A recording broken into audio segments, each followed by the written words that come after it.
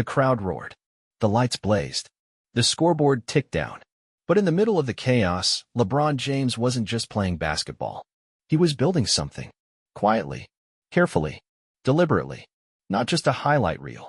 A legacy. This wasn't about the next bucket, the next win, or even the next ring. It was about control, ownership, power.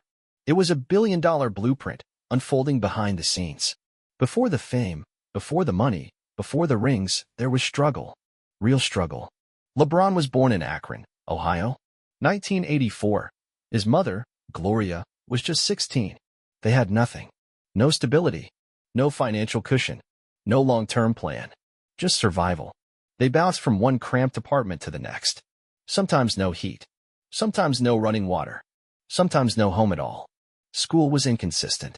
LeBron switched schools constantly, chasing temporary shelter. He wasn't born into a system that builds empires. He was born into one that swallows dreams whole.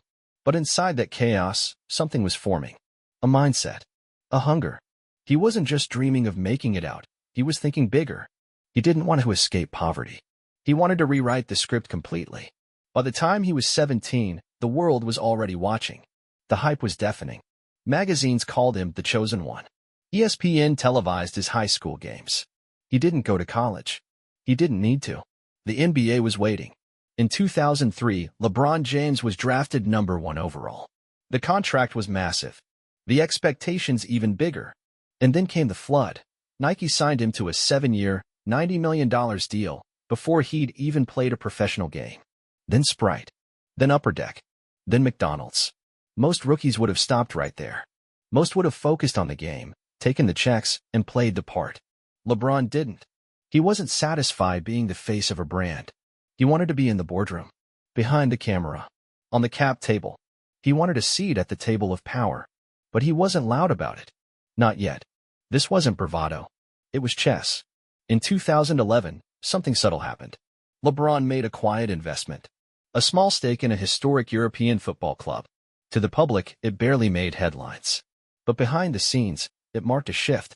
From being the talent to being the owner. The investment would later appreciate dramatically. But more important than the money was the message. LeBron was stepping into a new arena. Global sports ownership. Media control. Private equity. He wasn't trying to become a billionaire by accident. He was engineering it. This was a long game. And he knew it. Every decision, every endorsement, every investment, every partnership was about more than money. It was about leverage. Building platforms, not paydays. There was no roadmap for this. No playbook. No athlete had done it quite like this before. And yet, LeBron wasn't following anyone. He was creating the model others would one day follow. He was building a business empire beneath the surface of a basketball career. Invisible to the casual fan, but perfectly visible to those who knew where real wealth was created. Not in scoring. In scaling. Not in playing. In owning. Because here's the truth. Fame is loud. Wealth is quiet. The flashy contracts? They fade. The headlines? They vanish. But ownership, that lasts. The silent blueprint wasn't just about cashing in. It was about changing the rules. Owning equity. Shaping narratives. Controlling the future. And in that way, LeBron James wasn't just building wealth. He was building something far rarer. Freedom. The kind you don't get from a paycheck. The kind you can't lose in a trade. The kind that lets you walk into any room and not need to prove a thing. The first chapter of LeBron's financial journey wasn't about what he earned. It was about how he thought. He didn't just want to win on the court. He wanted to win at life. And he wasn't waiting until retirement to do it. He was doing it now. Quietly. Intentionally. Relentlessly. It didn't start in a boardroom. It started in a hotel room. One camera. One idea. And 2 men who refused to let someone else tell their story. LeBron James and Maverick Carter sat in that room with a vision. Small, blurry, uncertain. But they knew one thing. They were tired of being the product. Tired of letting others define them, package them, profit from them. It was time to flip the script. LeBron had seen it for years. Athletes praised one day, torn apart the next. Headlines spun for clicks. Legacies distorted. Humanity erased. All for entertainment. So they asked a simple question. What if we owned the lens? That question became a company. SpringHill. Not a sports agency. Not a vanity label. A real company. Focused on storytelling. Focused on impact. focused on control. But starting a media company isn't sexy. It's not quick. It's not easy. They were athletes trying to break into Hollywood. The town laughed. Doors closed. Meetings ended early. They weren't taken seriously. But that didn't stop them. Because Spring Hill wasn't built to follow the old model. It was built to break it. They didn't chase traditional scripts or legacy platforms. They created original content. Authentic. Unfiltered. Human. Projects like More Than a Game, Uninterrupted, and The Shop weren't just content. They were a declaration. LeBron didn't want to just be in the conversation. He wanted to own the platform where it happened. The Shop became a cultural moment. Barbershop talk with the world's biggest names, raw, real, unscripted. Athletes, artists, leaders. No hosts. No filters. Just truth. And the world watched. Then came the big moves. In 2020, Spring Hill merged three ventures, Uninterrupted, Spring Hill Entertainment, and Robot Company, into one powerhouse. The result? A media juggernaut with backing from serious players, Warner Brothers Discovery, Nike, and private equity firms. And it wasn't small money. The company was valued at $725 million. This wasn't athlete branding anymore. This was business. And it had one central idea: control the narrative. Because when you control the narrative, you don't just protect your image, you shape culture. You decide what gets remembered. And in an era where stories are currency, that's power you can't buy. Spring Hill didn't just build content, it built leverage. It gave LeBron something no endorsement could ever offer: independence. Because here's the truth. Fame fades. Algorithms change. But if you own the content, if you own the platform, then the game is yours. LeBron's fame gave him access. His mindset gave him equity. And Spring Hill became the engine for something far bigger than basketball, a full-blown media empire, telling stories that the world needed and silencing gatekeepers in the process. It looked like a joke. A four-time NBA MVP, two-time Olympic gold medalist, global icon.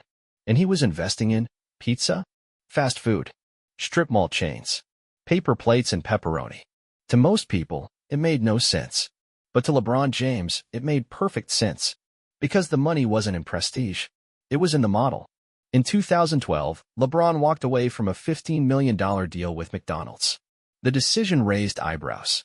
Who turns down guaranteed millions for fast food royalty? LeBron did.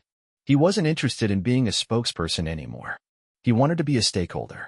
Enter Blaze Pizza, a build-your-own, fast casual pizza brand barely out of the startup phase. 2 stores. No name recognition. No market share. Just a bold idea. Reinvent pizza the way Chipotle reinvented burritos. LeBron didn't just invest. He believed. He bought in early. He became a franchisee. He promoted the brand relentlessly, even when his team asked him to slow down. He wore Blaze Pizza hats to press conferences. He posted about it on Instagram. Not as a favor, as a strategy. Because this wasn't about pizza. It was about equity.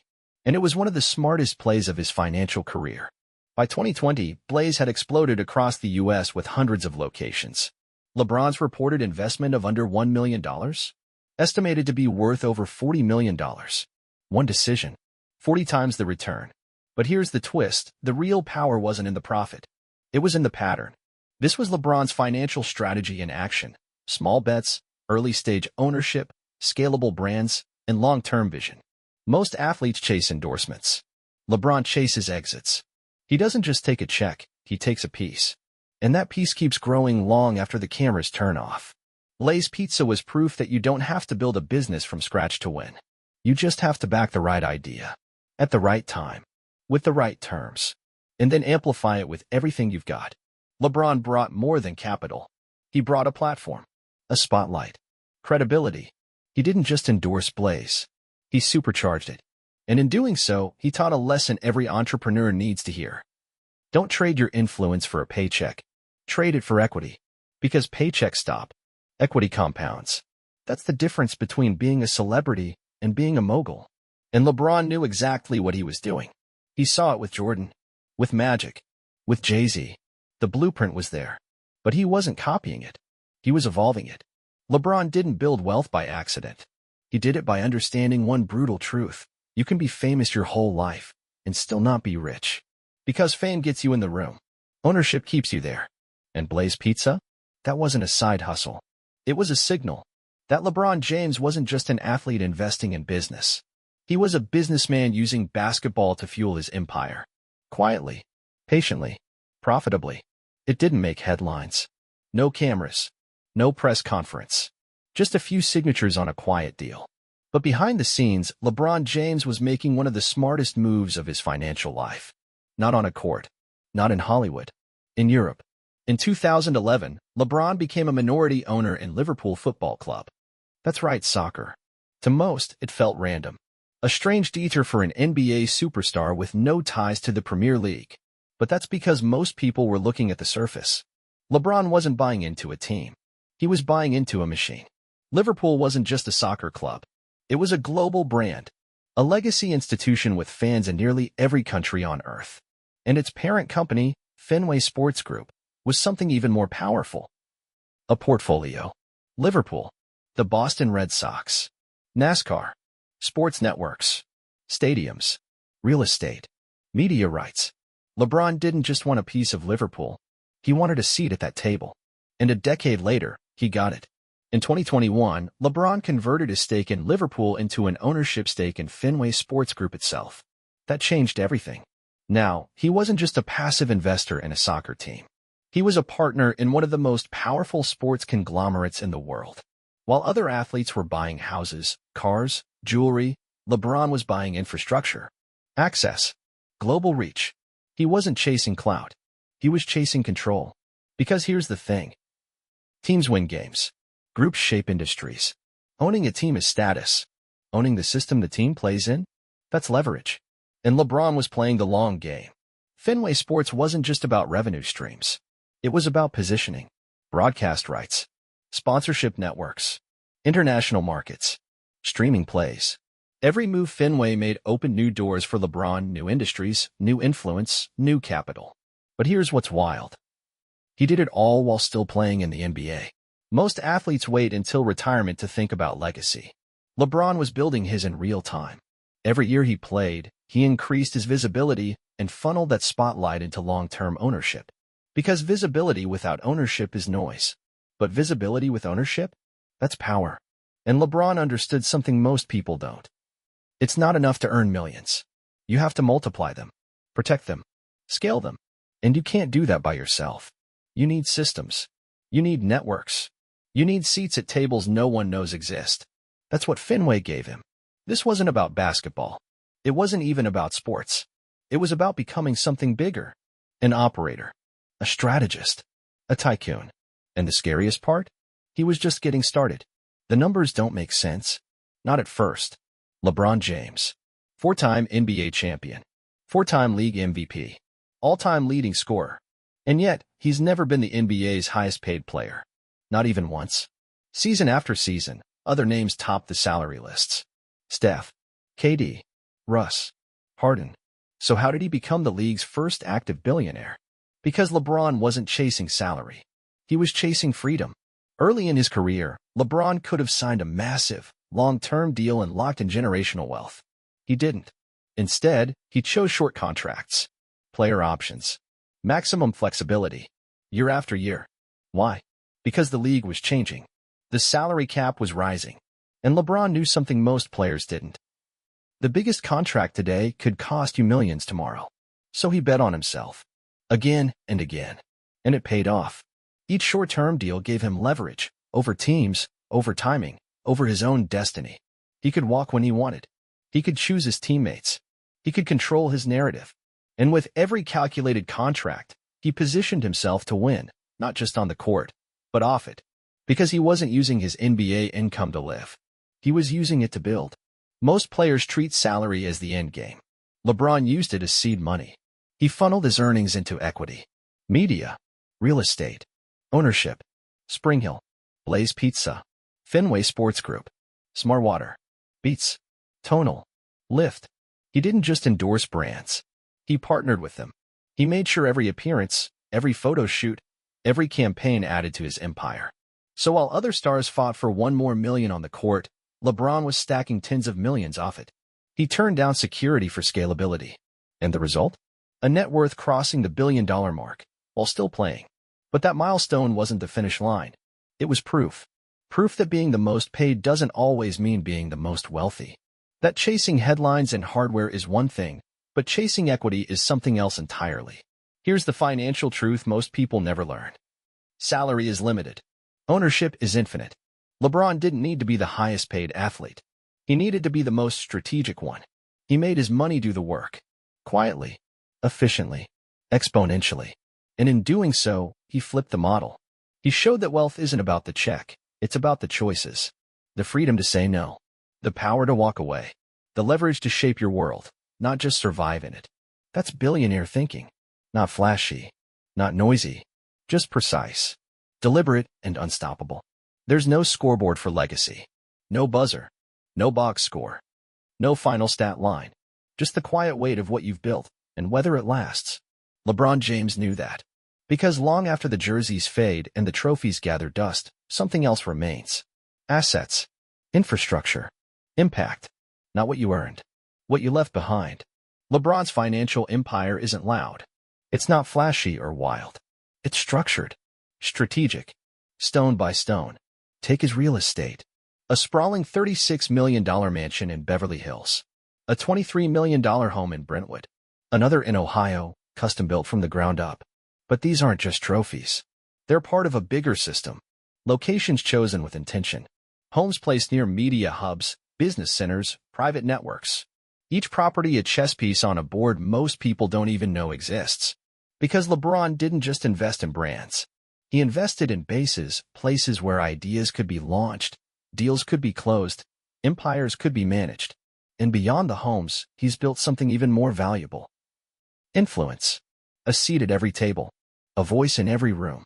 Whether it's entertainment, sports, business, tech, or education, LeBron's not on the sidelines. He's shaping the game. His foundation has committed millions to schools and scholarships. His I Promise school changed the way people think about athlete philanthropy. Because LeBron didn't just want to get rich. He wanted to reach back. To Akron. To the kids who sleep on floors. To the ones who think the system is too broken to escape. And that's the final twist in the story. LeBron didn't use basketball to escape poverty. He used it to attack it. At every level. Publicly and privately. With precision and power. And maybe that's the biggest financial lesson of all. Wealth isn't about what you can buy. It's about what you can build. About who you bring with you. What you leave behind. And how you shift the ground beneath your feet. LeBron James played the long game. He bet on himself. He turned short-term fame into long-term freedom. He built businesses that didn't depend on his name, but were amplified by it. And through it all, he controlled what mattered most. His time. His future. His legacy. The empire stands now. Quiet. Solid. Still growing. It didn't happen by chance. It was designed. Calculated. Earned. And it all started in Akron, with a kid who had nothing but a vision. Subscribe to Money and Fame. Which celebrity's financial story should we tell next? Write it in the comments. Thank you, and see you.